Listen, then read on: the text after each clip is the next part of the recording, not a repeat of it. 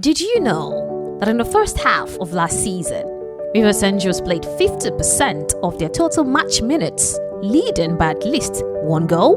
Hello sports fans, the Nigerian Women's Football League, or the NWFL, returns on January 15. So today, we're diving into the data from the first half of the 2023/24 NWFL season to build some anticipation and examine key insights that made it such an unforgettable season. To effectively do this, we'll look at the mid-season summary, team performance, goal scoring, and some of our predictions from last season. Ready?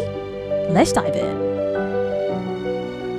Before diving into the numbers, the NWFL is Nigeria's top-flight women's football league, similar to the NWSL in the US or the WSL in England.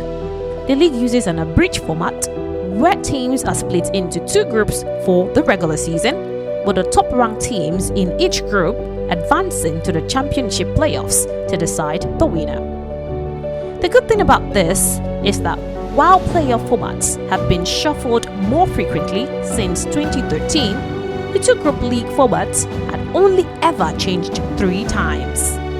This consistency in the regular season is what allows us to draw insights from over a decade of data.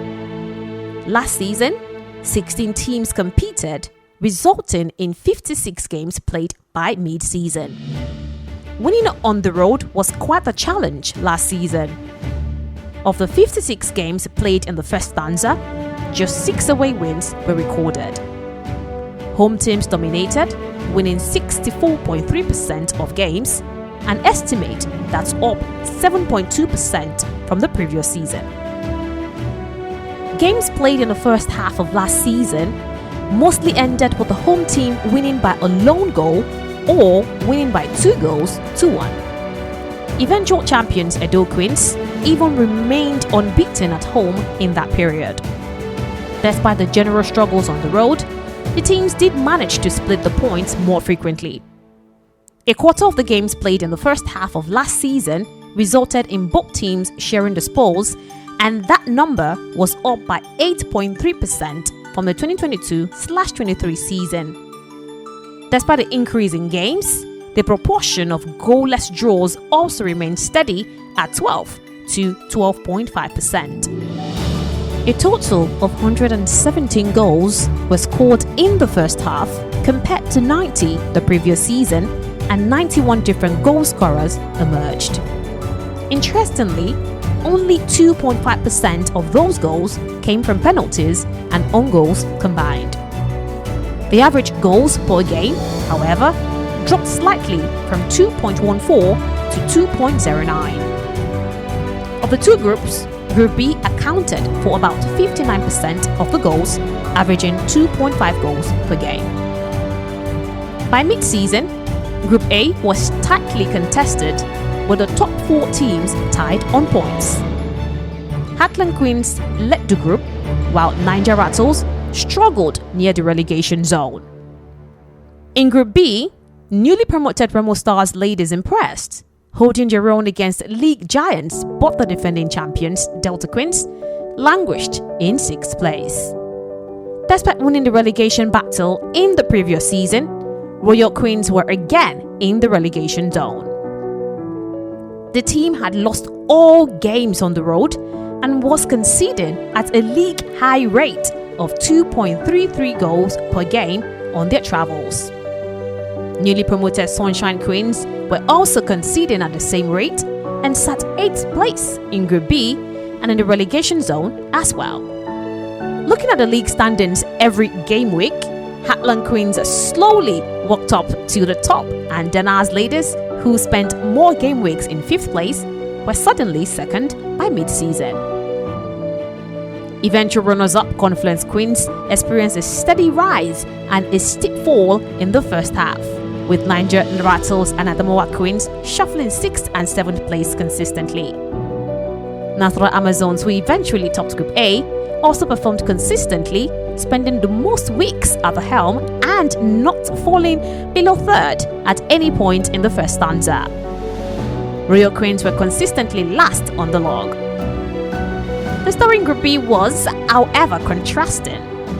By January, Rivers Angels, Bayelsa Queens, Edo Queens, and FC Robo Queens had all risen as contenders for a place in the championship playoffs. But it was the ascension of FC Robo Queens that called attention, as they often did things the hard way.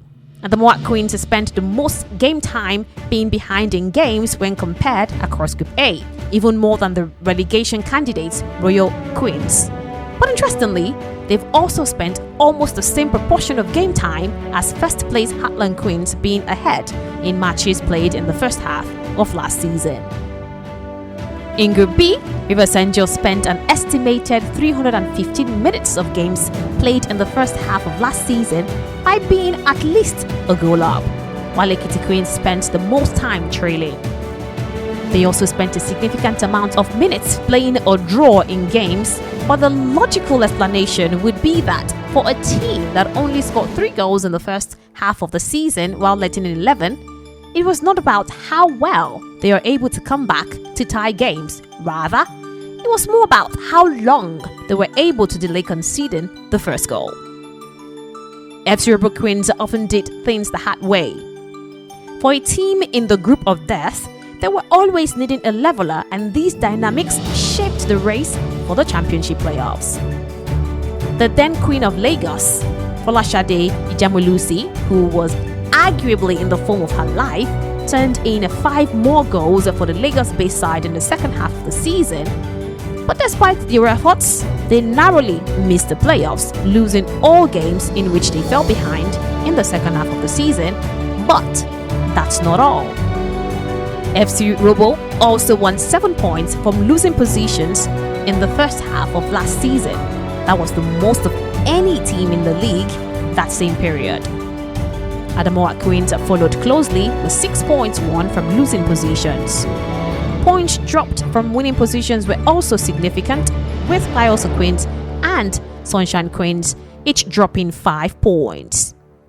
Defending champions Delta Queens and Rivers Angels also followed closely, with 4 points dropped from winning positions. Well, that's a wrap on the numbers. Stay tuned as we dive deeper into team performances, goals, and more in the next segment.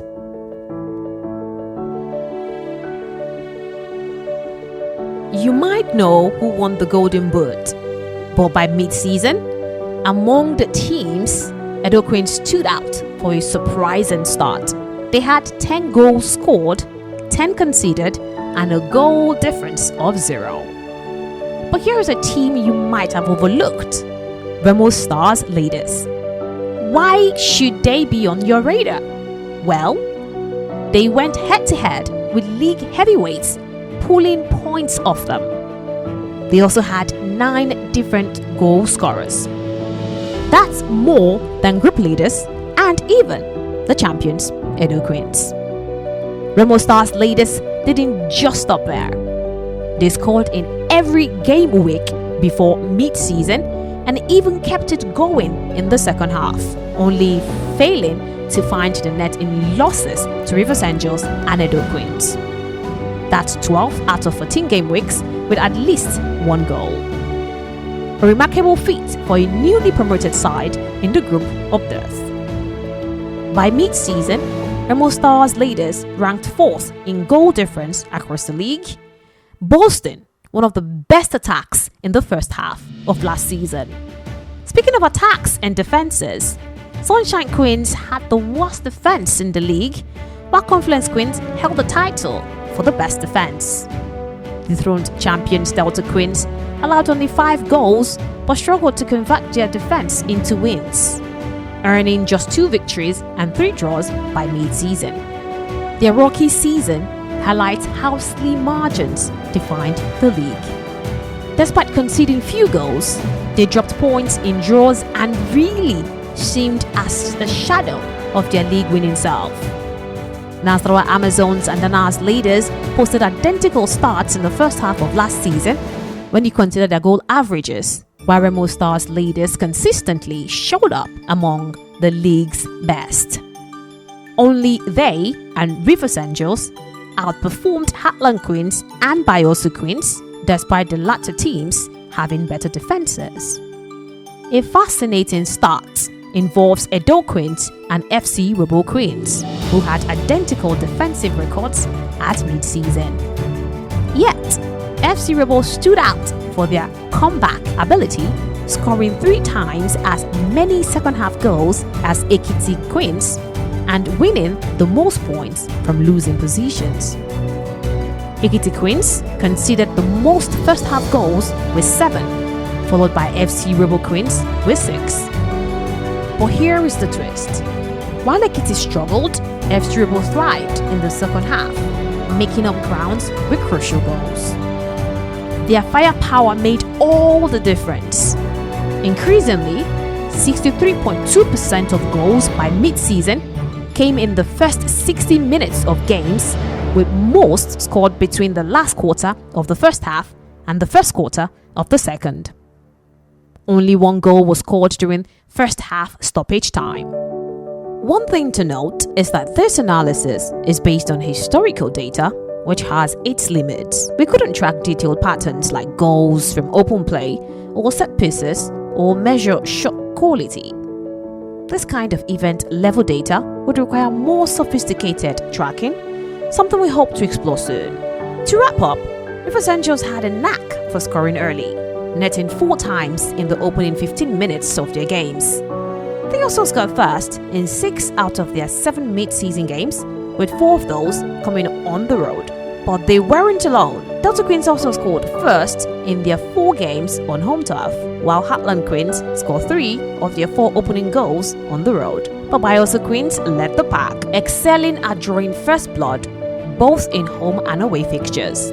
Stay tuned for the last section, where we'll revisit predictions from last season and see how they played out. We'll also look at how those insights can guide expectations for the 2024/2025 season. Predictions are a big part of sports. Last season, we used trends from a decade of historical data to guess by mid-season who might stay up or get relegated. Traditionally, the bottom teams in each group by mid-season get relegated, except in rare cases like 2019 when a relegation playoff changed the outcome. It should also be noted that in 2019, the number of games played was relatively small, as the teams played just 6 games in the regular season, thus not exactly making it a good fit. For this analysis, we focus on seasons with similar formats to the 2023/24 season, and 3 patterns emerged about relegation. First, playoffs can impact relegation, as seen in 2019 when Oshun Babes survived through penalties. Second, relegated teams often perform similarly in both halves of the season, with consistent points, goal averages, and other performance metrics. For example, Royal Queens had 7 points at mid-season and finished with 14. Third, and most importantly, teams that find themselves bottom at mid-season end up being bottom at the end of the regular season. Based on these trends, we predicted Royal Queens, Sunshine Queens, or Ekiti Queens, given their similar performance to relegated teams in the past, would be relegated. Well, we were largely correct. But the surprise wasn't the relegation picks, but missing the eventual champions. As you will see in another video about why we think Edo Queens should not have won the league last season, here is a major trend on who has won the league title. Most league winners come from the top of their group standings, with the chances of winning decreasing further down the table. In fact, considering similar past seasons, about 75% of those who have won the championship playoffs had finished top of their groups in the regular season. From the Nasarawa Amazon second half resurgence to FC Rebels' narrow misses, the first half last season was filled with drama and excitement. We can only wonder what surprises the 2024/25 season holds. Before we go, here is a quick note. African sports often suffer from a data gap. We're committed to bridging that gap by tracking data points, telling stories with this data, and helping teams gain a competitive edge by making relevant sports data available to them. But we can't do this alone. This season, we hope to add more refined ML methods, use more sophisticated tools to track more data points, and also organize more women's football data for developmental purposes. If you know anyone passionate about African sports and data, especially women's sports, send them our way. Together, we can elevate African sports like Afrobeats has done for music. Thank you for joining us on this dive into African sport. We hope you enjoyed every bit of what we've shown you and that you can join us in the next video.